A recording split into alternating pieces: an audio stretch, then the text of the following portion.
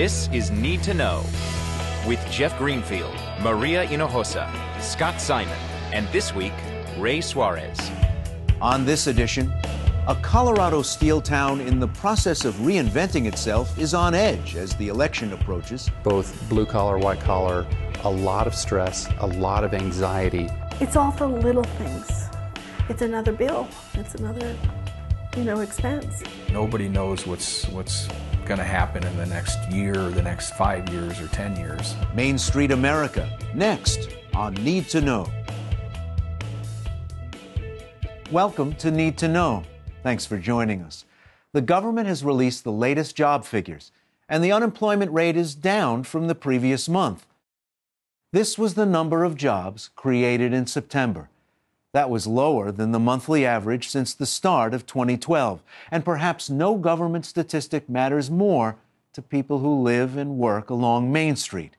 Now that the first presidential debate has come and gone, the candidates are likely to be back on Main Street soon, or at least talking about it, as they crisscross the nation in search of votes. But what do the candidates really know about life on Main Street?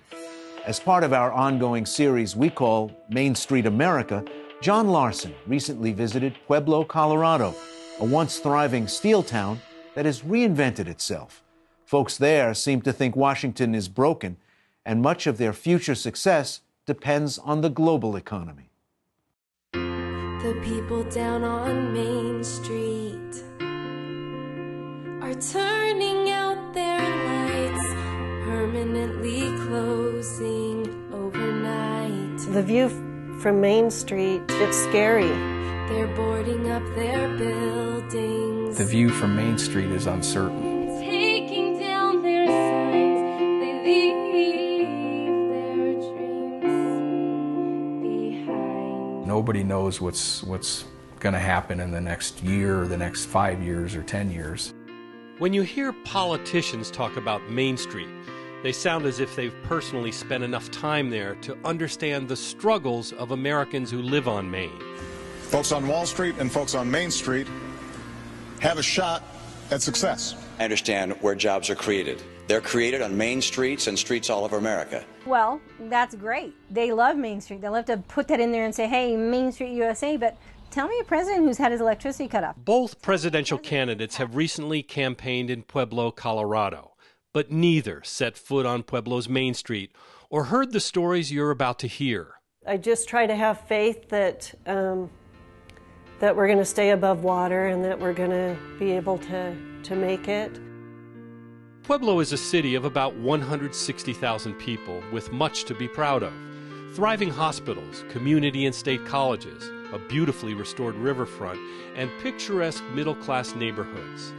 Yet Pueblo's identity is forged in steel. Once called the Pittsburgh of the West in the 1920s, its huge steel mills were owned by the Rockefellers and employed tens of thousands until the industry crashed in the 1980s. We've come here because Colorado is a swing state, still very much up for grabs in the presidential election. Although Pueblo usually swings Democratic, this time things could be different. It is suffering the highest unemployment in Colorado, 11%, 3 points higher than the rest of the state. And as we begin, there's something else you should see at the south end of Pueblo's Main Street. A group of statues celebrating Pueblo as the home of the heroes, home to 4 Congressional Medal of Honor winners and referenced by this local songwriter. It's something to keep in mind as you hear how the people on Main Street struggle far from the battlefields to cope with rising medical bills, stagnant wages, unemployment, and a gridlock government in Washington who many here tell us is out of touch with life on Main. I just never thought at this stage in my life, almost 50, that it would be so hard to just make ends meet. At 2123 North Main, Melody Babbitt is one of millions of Americans unable to keep pace with the rising cost of medical care. An outreach specialist for the state of Colorado, she helps disabled Americans find work. It's what I love. It's what I was born to do. Although Melody earns more than $40,000 a year, 3 major abdominal surgeries and complications resulted in thousands of dollars in medical bills that her medical insurance didn't cover. Well, I'm kind of embarrassed to say this, but I have never been to a pawn shop in my life. And I recently took something to a pawn shop, and I did that just so I'd have gas money. But her medical bills kept growing. A few months ago, $30,000 in debt, she filed for bankruptcy. It's real embarrassing, you know. It's embarrassing to call your girlfriends and say you can't go with them to see the movie Magic Mike, the new hot chick flick that's out, because you just can't afford to go, you know. As medical costs continue to rise, 1 in every 5 Americans now struggle to pay their medical debts. Now the #1 cause of personal bankruptcies. But here's the alarming reality. Most of those Americans filing for bankruptcy because of medical bills are like Melody. They have health insurance, but still cannot cover the costs. And you don't want to tell your girlfriends. You just can't. You just can't. The surgery saved my life. Insurance saved my life. 1 block from Melody's at 1930 North Main, Barbara Eckhart lives with her 2 sons. She says they've never had medical insurance until her new job helped provide it. A checkup and a surgery saved her life. I have insurance. I had the surgery. It's huge. I could not have done it otherwise, and my heart was giving out. But Barbara's family struggles with a new American reality: stagnating wages for working families. These are poblanos. Ooh. And we're going to freeze it. Barbara lives paycheck to paycheck. She earns $28,000 a year working full-time at a call center like this one of 7 call centers in Pueblo, which employ thousands of people for $8 to $11 an hour. It's a job she is very grateful for. But last month, she accidentally said something while talking to a client, and her pay was temporarily cut, a huge setback. What did she say to the client? She said, "Oh my heavens." Because of my comment, "Oh my heavens," which was just empathy as far as I was concerned. I was just, yeah, my wage went down. So that's considered like a religious expression? It was considered religious. Which is considered inappropriate. Yes. But that actually cost you a couple bucks an hour. $2.50. According to the most recent census data, the gap between America's rich and poor is greater than it's been for almost half a century, and it's growing. Why? Because wages for working Americans in the bottom half have flatlined, rising only 18% over 30 years, while compensation for the top 1% rose 15 times that. The CEO of the company Barbara works for last year took home more than $50 million. I'm seeing greater stress and anxiety across the board, both blue-collar, white-collar, working families as well as retirees. A lot of stress, a lot of anxiety.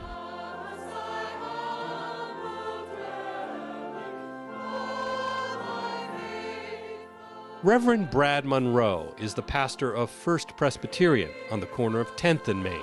We are to be a blessing for the sake of this community. Indeed, be a blessing for the sake of the nations. He says the rising stress plays out for many in a way no Christian minister can overlook. There's less love for thy neighbor. The ability to talk to your neighbor, to listen, no one listens anymore. And they're repeating information from the internet that is gross, manipulative, harsh, judgmental, and I see the orneriness that happens. And it's not always been this way. 4 years ago, it was a difficult election. Now, it's far worse. And the ability to have respectful discourse has been degraded. As we continued up Main Street, we heard more stories of families working full-time, living paycheck to paycheck. The couple at 2012 North Main both work full-time, one early shift, one late, earning just enough to cover the bills for their newborn. The Latino husband at 1915 Maine was laid off from his construction job again this year, and at 50 years old is now hoping to go back to community college. And down in the original business district on Main Street, small businesses have suffered. Yeah, economy is really tough. We've seen a lot of people on Main Street go out of business or move off Main Street or switch what they were doing. David and Michael Hartkop's business, however, Solar Roast Coffee at 226 North Main, is thriving. Business is up 40% over last year. Years ago, the brothers began trying to roast coffee in Oregon with a solar roaster. They built their first crude solar roaster, Helios 1, with their dad's satellite dish and a motor from a windshield wiper. They kept inventing Helios 3, 4. Their latest, Helios 5, draws power from solar panels on their roof overlooking Main Street.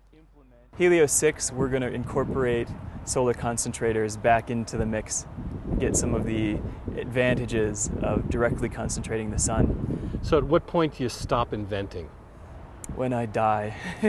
Although the brothers are classic American inventors and entrepreneurs, they had help, a $100,000 grant.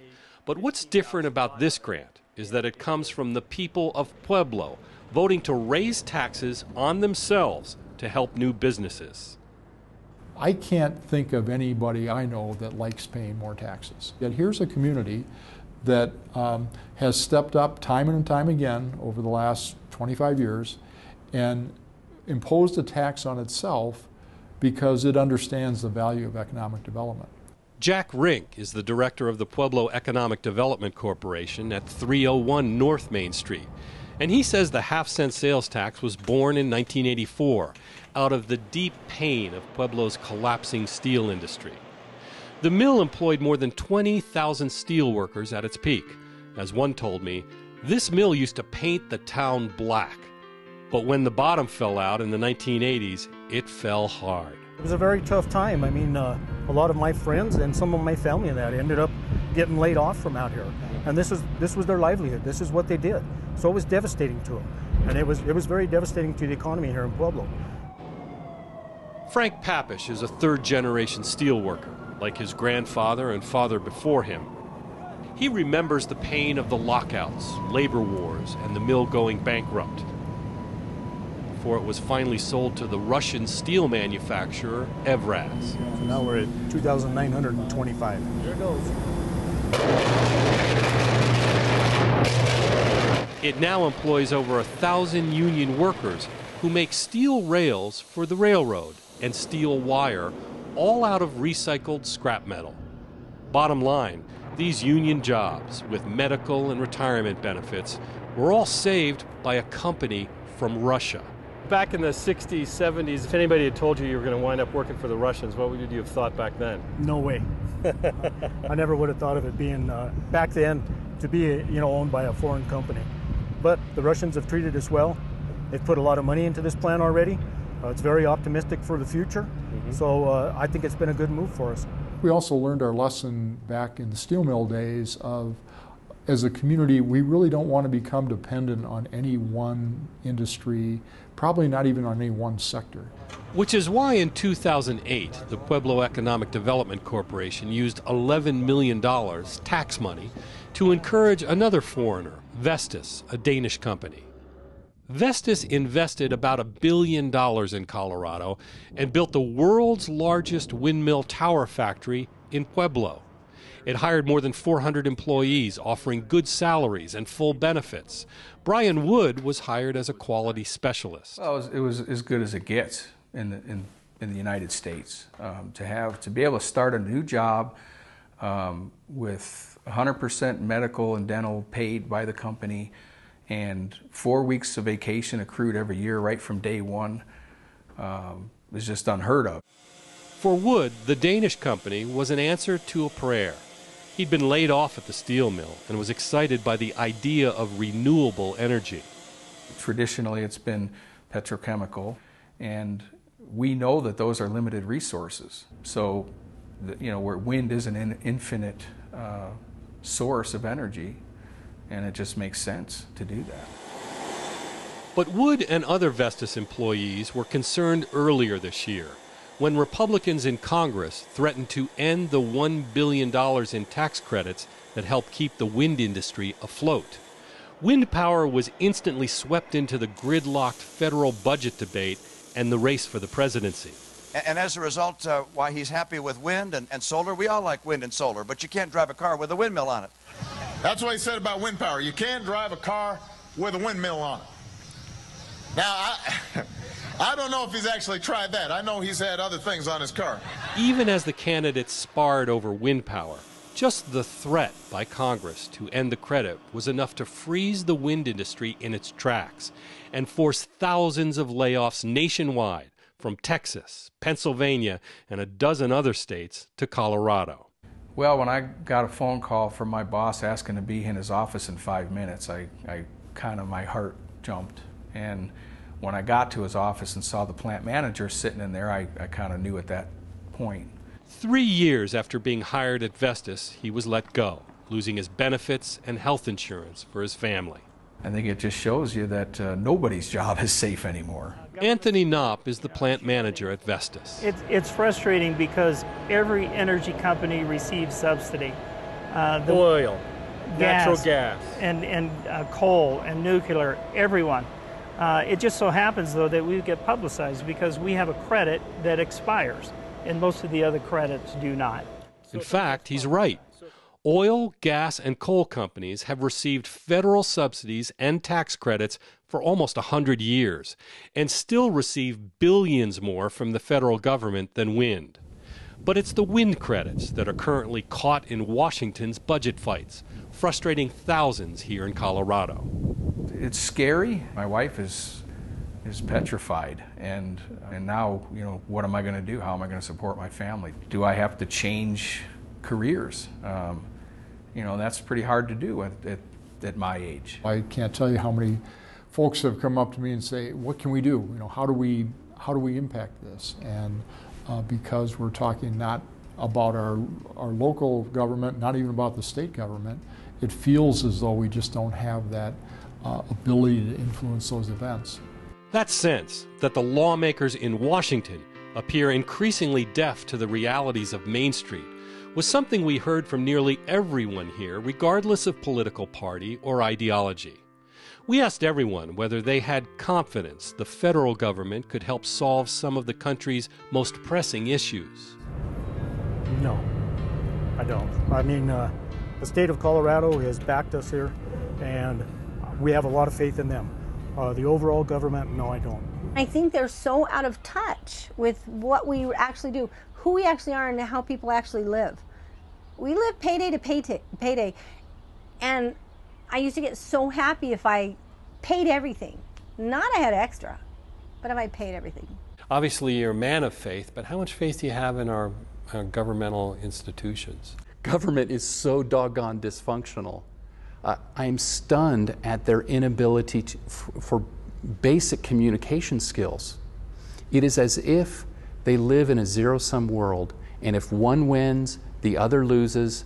Pastor Brad Monroe says the growing lack of faith on Main Street is due in part to politicians who have lost sight on why they were sent to Washington in the first place, to govern. Oh my goodness, people, you're not two. You're adults. Get your act together. I would never tolerate my teenage son behaving this way, and yet all of Washington seems to be behaving this way. Don't get me started, John. Coloradans' frustration with government and who they hold responsible for the dysfunction in Washington could have an impact on Election Day.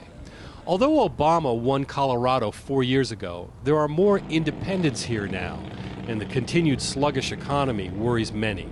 Brian Wood, who might be tempted to vote for Obama to help protect the threatened wind credits, will not. Among his reasons, the immense size of the federal debt. It's not only the tax credit that's going to have an effect on the success of a company like Vestas. It's the overall economy of the country. It certainly has a big effect. And the direction that we're going now, the economy is not going in the right direction. Remember Melody Babbitt, the state worker who required 3 surgeries and was swamped by medical debt? As you might imagine, the rising cost of health care is at the top of her agenda. It's all the little things. they start popping up, and you're like, oh, I didn't expect this. It's another bill. It's another, expense. In fact, Melody needs a fourth surgery, but says she simply cannot afford the time off from work, let alone the bills that will inevitably pile up in her mailbox. I'm procrastinating and postponing the surgery. I will eventually, but I can't right now. I just can't afford it. And in this economy, it's never one thing. Every person we met on Maine suffers from a steep drop in their home values. A result, their net worth is less than it was 4 years ago.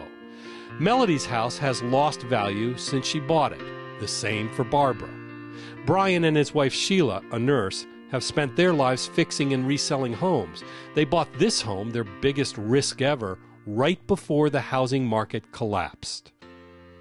I don't know how to put this delicately, but your husband is laid off from a job that looked like it was a sure thing. You're in the process of having to sell your home because you can't really afford it anymore.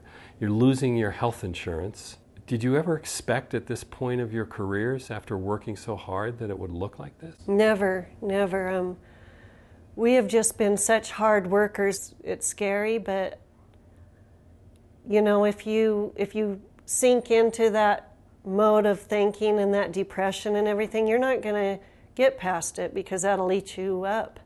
You need to just keep your head high and keep telling yourself, I'm going to do it. Jack Rink, whose job it is to bring new jobs to Pueblo, says families like the ones on Main Street inspire him to work even harder. The lesson we've learned is that we can just never rest with the idea of bringing in new jobs. In fact, the day we left town, he'd helped bring some good news for Pueblo. Another company announces it's creating jobs. Another foreign-owned company, an Austrian chain manufacturer, announced it will build a new factory in Pueblo and use steel from the steel mill. The result, 55 new jobs. There are more than 10,000 main streets in America filled with Americans, research shows, who are among the hardest working people in the world and who are increasingly skeptical of their government. Remember those statues we mentioned at the beginning of the story? Dwight Eisenhower once wondered, is there something in the water out there in Pueblo?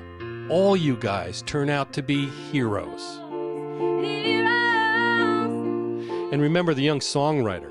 Turns out she's Brian and Sheila Wood's daughter. She often performs downtown, so we asked her to write a song. And she wrote this about the strength and resilience on this American Main Street.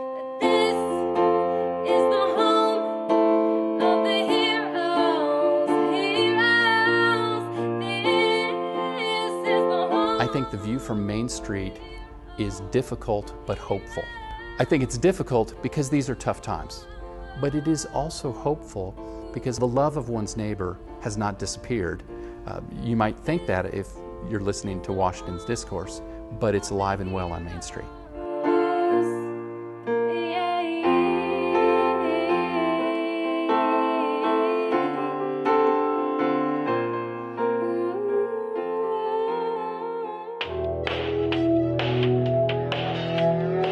This week online, take part in our weekly poll. The topic, fixing the economy. Let us know what you think and why. Visit pbs.org/need-to-know.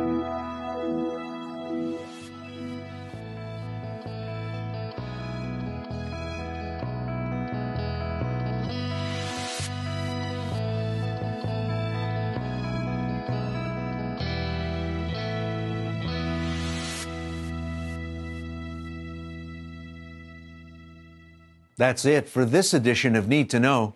On next week's program, you've heard about the fiscal cliff, but what is it really, and how might it affect you? That's next week on Need to Know. I'm Ray Suarez. Thanks for joining us.